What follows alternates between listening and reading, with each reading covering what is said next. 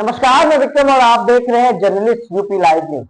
देश दुनिया की तमाम बड़ी खबरों को देखने के लिए हमारे चैनल को तुरंत सब्सक्राइब करें और कमेंट बॉक्स में अपनी अमूल्य राय जरूर दें। आइए आपको दिखाते हैं इस वक्त की सबसे बड़ी खबर। पीएम मोदी ने कोलकाता में जनसभा को किया संबोधित, साधा अपोजिशन पर निशाना। प्रधानमंत्री नरेंद्र मोदी ने कोलकाता में एक जनसभा को संबोधित करते हुए लोकसभा में पारित हुए बिल की चर्चा की। क्या कुछ कहा, आइए आपको। सफलता के पीछे बहुत बड़ी शक्ति मेड इन इंडिया अस्त्र शस्त्र की रही है और मुझे गर्व है कि भारत की सेना को ताकत देने में बंगाल के इस इलाके की भूमि का बहुत बड़ा योगदान है। इच्छापुर में गुलामी के कालखंड में डिफेंस मैन्युफैक्चरिंग का काम शुरू हुआ था, लेकिन कांग्रेस की सरकारों ने भारत की ऐसी डिफेंस इंडस्ट्री को बर्बाद कर दिया था, हमारी सेना को विदेशों पर निर्भर कर दिया था। अब भाजपा सरकार ने भारत की डिफेंस इंडस्ट्री को नई ऊर्जा दी। इसका लाभ यहां की फैक्ट्री को भी मिला है। आज ये फैक्ट्री आधुनिक राइफल और अन्य हथियार बना रही है। इससे यहां छोटे छोटे उद्यमियों के लिए नए अवसर बने हैं। इन कारखानों के कारण दमदम, बैरकपुर क्षेत्र में हजारों लोगों को रोजगार मिल रहा है। साथियों, इच्छापुर डिफेंस फैक्ट्री सिर्फ एक उदाहरण है। आप यहां 2026 में भाजपा सरकार बनाइए, हम बंगाल को डॉक्टर श्यामा प्रसाद मुखर्जी के सपनों का बंगाल बनाएंगे।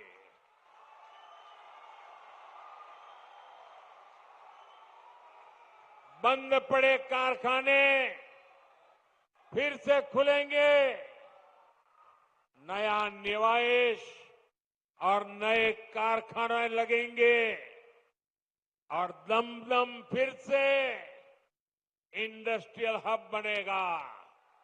ये भाजपा का संकल्प है।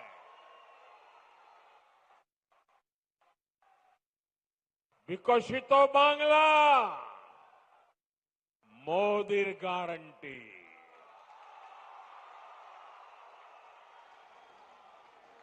साथियों, भाजपा के पास पश्चिम बंगाल के विकास का एक ठोस प्लान है, एक रोडमैप है, लेकिन टीएमसी विकास की दुश्मन है।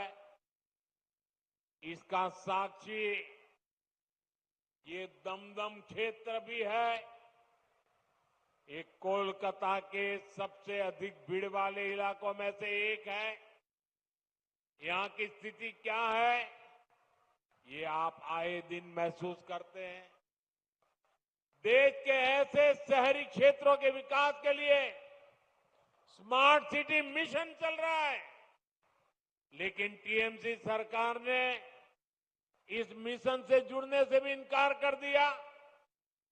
लोगों को असुविधा होती रहे, विकास ठप होता रहे, लेकिन टीएमसी का मिशन जैसे तैसे बीजेपी को रोकना है, केंद्र की योजनाओं को रोकना है।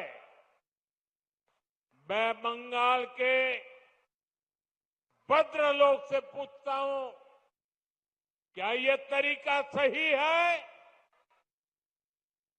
क्या ऐसी पॉलिटिक्स से पश्चिम बंगाल का भला होगा? इसलिए मुझे आप सभी का आशीर्वाद चाहिए। आप यहां भी भाजपा को एक बार अवसर देकर देखिए। साथियों, बंगाल में भाजपा आएगी तो रेल और मेट्रो का तेजी से विस्तार होगा। मैं तो चाहूंगा कि यहीं पर इलेक्ट्रिक व्हीकल से जुड़ा व्यापक इंफ्रास्ट्रक्चर बने। यहां बहुत बड़ी मात्रा में इन्वेस्टमेंट आए, नौजवानों को रोजगार मिले। ये तभी होगा जब यहां कानून का राज आएगा, जब यहां भ्रष्टाचार पर लगाम लगेगी और जब बंगाल में डबल इंजन की भाजपा सरकार होगी। साथियों, पश्चिम बंगाल के पास इतिहास और संस्कृति की भी अनमोल धरोहर है। ये बांग्ला विरासत विकसित बंगाल बनाने के अभियान को प्रेरणा देगी। बीजेपी सरकार पूरे गर्व के साथ बांग्ला भाषा और बांग्ला संस्कृति को सशक्त करने में जुटी है। ये हमारा सौभाग्य है कि हमें बांग्ला भाषा को क्लासिकल लैंग्वेज यानी शास्त्रीय भाषा का दर्जा देने का सौभाग्य मिला।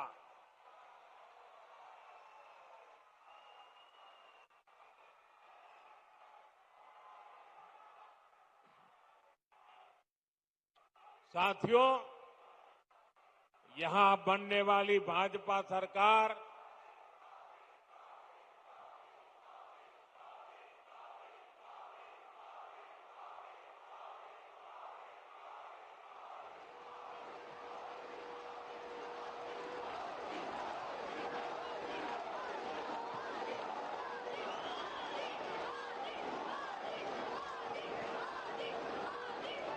साथियों, जब भाजपा सरकार बनेगी, हेरिटेज टूरिज्म पर भी बल देने का हमारा प्लान है।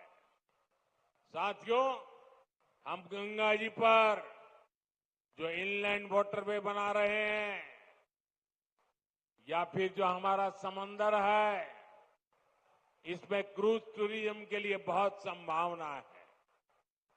ऐसी हर संभावना को भाजपा सरकार बनने के बाद तलाशा जाएगा ताकि पश्चिम बंगाल के नौजवानों को काम के लिए कहीं और जाने के लिए मजबूर न होना पड़े। साथियों, इस बार लाल किले से मैंने देश की एक बहुत बड़ी चिंता की चर्चा की है। ये चिंता घुसपैठ के बढ़ते खतरे की है। कोलकाता के पश्चिम बंगाल के लोग समय से आगे की सोचते हैं। इसलिए आपके बीच मैं लगातार इस बहुत बड़ी राष्ट्रीय चुनौती की चर्चा करता रहा हूं। आजकल आप देखते हैं, जिन देशों को विकसित कहा जाता है, जिनके पास संसाधनों की कोई कमी नहीं है, वहां घुसपैठियों के खिलाफ मुहिम चल रही है। ये देश अब घुसपैठियों को ज्यादा नहीं सह सकता। घुसपैठियों को निकालना चाहिए कि नहीं निकालना चाहिए? घुसपैठिए जाने चाहिए कि नहीं जाने चाहिए? उनको भगाना होगा कि नहीं भगाना होगा? कौन भगा सकता है? कौन भगा सकता है? घुसपैठियों से बंगाल को कौन मुक्त करा सकता है? घुसपैठियों से बंगाल को कौन मुक्त करा सकता है? साथियों, मोदी नहीं, भाजपा नहीं, आपका एक वोट करा सकता है, आपका एक वोट। एक बार वोट दे दीजिए, ये घुसपैठिए भाग जाने लग जाएंगे जी। साथियों, भारत के पास तो संसाधन सीमित है। हमें अपने नौजवानों को रोजगार देना है, अपने नागरिकों को सुविधाएं देनी है। जो घुसपैठिए हमारे नौजवानों का रोजगार छीन रहे हैं, जो हमारे इंफ्रास्ट्रक्चर पर दबाव डाल रहे हैं, जो हमारी बहनों बेटियों के साथ अत्याचार कर रहे हैं, ऐसे घुसपैठियों को हम भारत में नहीं रहने देंगे।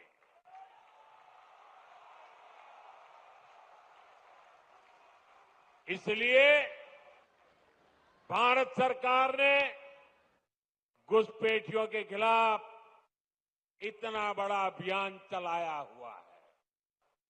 लेकिन साथियों, मुझे हैरानी है कि टीएमसी, कांग्रेस समेत कुछ इंडी अलायंस के राजनीतिक दल तुष्टीकरण के आगे घुटने टेक चुके हैं। ये राजनीतिक दल सत्ता की भूख के लिए घुसपैठ को बढ़ावा दे रहे हैं। कुछ जगह पे तो दिख रहा है उन्होंने घुसपैठियों की शरण ले ली है। साथियों, पश्चिम बंगाल तो सीमावर्ती राज्य है। जिस प्रकार बॉर्डर के इलाकों में डेमोग्राफी बदली जा रही है, ये पश्चिम बंगाल में सामाजिक संकट भी पैदा कर रहा है। खास तौर पर किसानों से धोखाधड़ी करके उनकी जमीन पर कब्जा किया जा रहा है। आदिवासियों को गुमराह करके उनकी जमीन हड़पी जा रही है।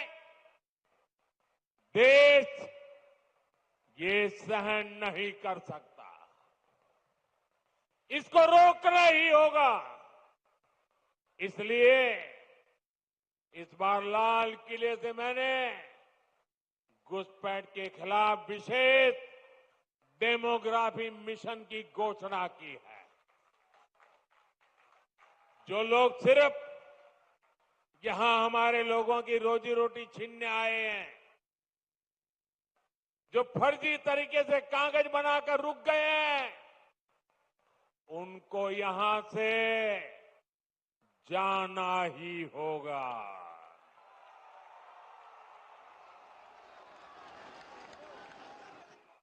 और ये काम ईमानदारी से पूरा हो सके, इसके लिए टीएमसी सरकार को भी यहां से जाना ही होगा।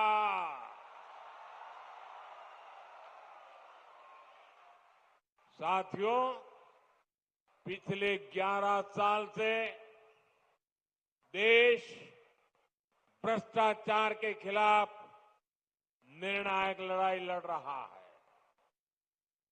अब इसी दिशा में देश ने एक और बड़ा कदम उठाया है। इस बार लोकसभा में भाजपा सरकार एक बहुत बड़ा एंटी करप्शन बिल लेकर आई है। मैं बंगाल के लोगों से इस बिल के बारे में विशेष तौर पर बात करूंगा। साथियों, आप भी जानते हैं, हमारे देश में अगर एक छोटा सा सरकारी कर्मचारी, चाहे वो सरकारी कर्मचारी ड्राइवर हो, प्यून हो,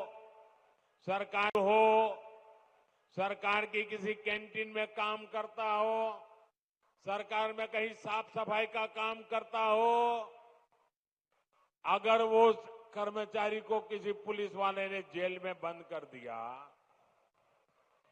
तो करीब करीब 50 घंटे में अगर उसको जमानत नहीं मिली और 50 घंटे जेल में रह गया तो ऑटोमेटिक उसकी नौकरी चली जाती है, सस्पेंड हो जाता है।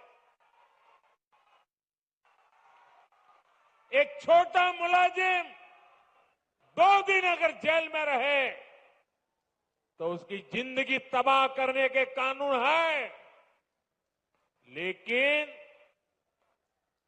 कोई मुख्यमंत्री, कोई मंत्री, प्रधानमंत्री अगर जेल चला जाए तो उसके लिए कोई कानून नहीं है।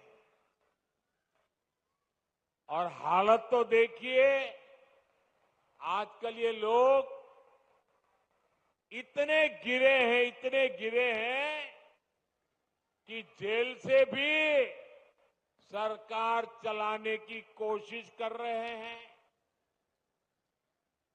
पश्चिम बंगाल ने ये साक्षात देखा है, बार बार कई बार अनुभव किया है। टीएमसी के एक मंत्री टीचर्स घोटाले में आज तक जेल में है। शिक्षक भर्ती का गंभीर घोटाला, घर से नोटों का पहाड़ मिला, लेकिन तब भी वो मंत्री कुर्सी छोड़ने को तैयार नहीं थे। जनता की हर भावना को यहां निर्ममता से कुचला जाता रहा। इसी तरह टीएमसी के एक और मंत्री पर गरीबों का राशन लूटने का आरोप है। इनकी भी करोड़ों रुपए की संपत्ति जब्त हो चुकी है। ये मंत्री भी जेल जाने के बाद कुर्सी छोड़ने को तैयार नहीं थे। इन्होंने भी जनता की भावना की, संविधान की भावना की कोई परवाह नहीं की। साथियों, आप मुझे बताइए, ऐसे लोग जो भ्रष्ट है, जो जनता को धोखा दे रहे हैं, क्या उन्हें सरकार में अपने पद पर रहने का हक है क्या? हक है क्या?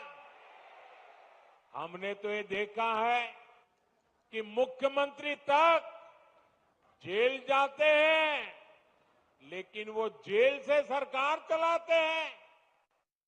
ये संविधान का, लोकतंत्र का सरासर अपमान है। और मोदी संविधान का यह अपमान होते नहीं देख सकता। इसलिए मैंने तय किया, ये सब नहीं चल सकता।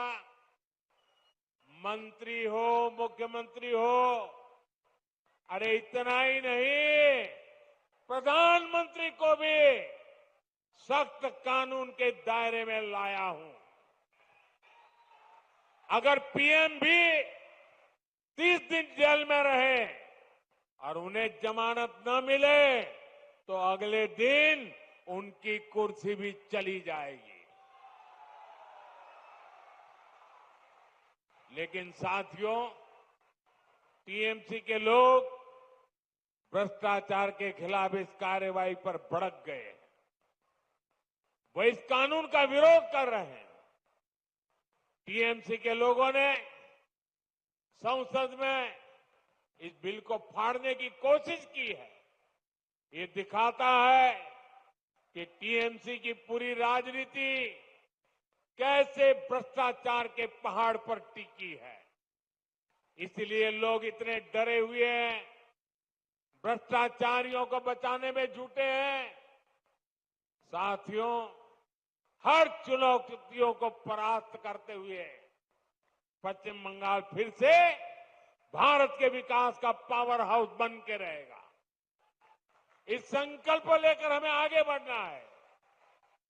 आप याद रखिए और औरों को भी बताइए, हर गली मोहल्ले में, बंगाल के हर कोने में एक ही मंत्र, एक ही नारा गूंजता रहना चाहिए, बातें चाय